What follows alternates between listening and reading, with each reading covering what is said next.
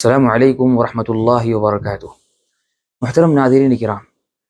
کیا شب برات منانا جائز ہے؟ محترم سامعین کرام، شعبان کی ماہ کی فضیلت حدیثوں میں آتی ہے۔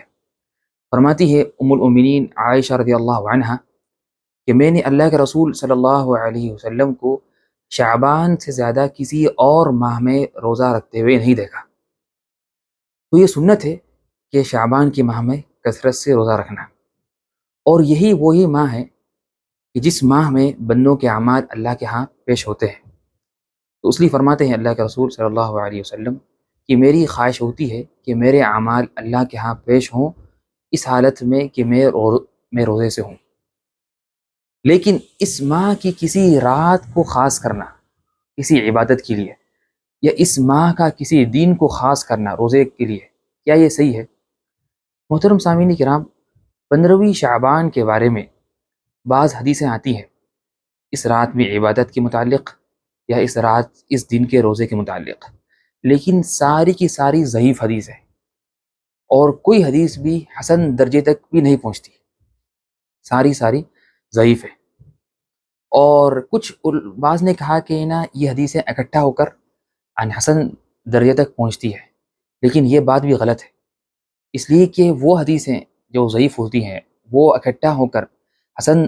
کے درجے تک پہنچتی ہیں وہ حدیثیں جو حدیثوں کے الفاظ اور معنی ایک ہیں، لیکن 15ویں شعبان کی جو حدیثیں ہیں ہر حدیث کا معنی مختلف ہے، ہر حدیث میں مختلف اجر کا ذکر کیا گیا، تو اس لیے یہ حدیثیں اکٹھا ہو کر بھی حسن کے درجے تک نہیں پہنچ سکتی ہے۔ تو اس سے معلوم ہوا کہ 15ویں شعبان کی رات یا اس کے دن میں کچھ خاص عبادت کرنا یہ غلط ہے، بلکہ یہ بدعت ہے۔ اور بعض نے کہا کہ اس میں ایک حدیث ہے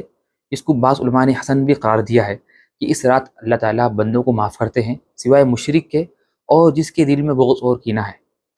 تو یہ حدیث بھی ضعیف ہے، لیکن اگر مان لیتے ہیں کہ حدیث صحیح بھی ہے، یہ حسن کے درجے تک پہنچتی ہے، تو اس سے کوئی عمل کرنا لازم نہیں آتا، اس لیے کہ جمعے کا دن کی فضیلت تو ثابت ہے صحیح حدیث میں، لیکن اس کے باوجود بھی صحیح مسلم کی روایت میں یہ ہے کہ فرماتے ہیں اللہ کے رسول صلی اللہ علیہ وسلم کہ جمعے کے دن کو خاص مت کرو کسی عبادت سے، نہ روزے سے نہ قیام سے۔ تو اس سے معلوم ہوا کہ اگر کسی دن کی فضیلت ثابت بھی ہوتی ہے تو اس سے یہ بات لازم نہیں آتی کہ ہم اس میں کچھ خاص عمل کریں، تو کچھ خاص عمل کریں۔ اور اس کے بعد جو اہم بات ہے کہ اس رات میں کبھی اللہ کے رسول صلی اللہ علیہ وسلم نے کچھ خاص عمل نہیں کیا، بلکہ ایک ضعیف حدیث میں آتا ہے کہ اللہ کے رسول صلی اللہ علیہ وسلم نے زندگی میں ایک بار اس رات قبر کی زیارت کی، وہ بھی ساری زندگی میں ایک بار، اتنے سالوں میں صرف ایک سال اللہ کے رسول نے قبر کی زیارت کی تھی، وہ بھی حدیث ضعیف ہے۔ پھر صحابہ کرام سے بھی ثابت نہیں ہے، کسی صحابی سے ثابت نہیں ہے کہ انہوں نے اس رات کو کچھ خاص عمل کیا،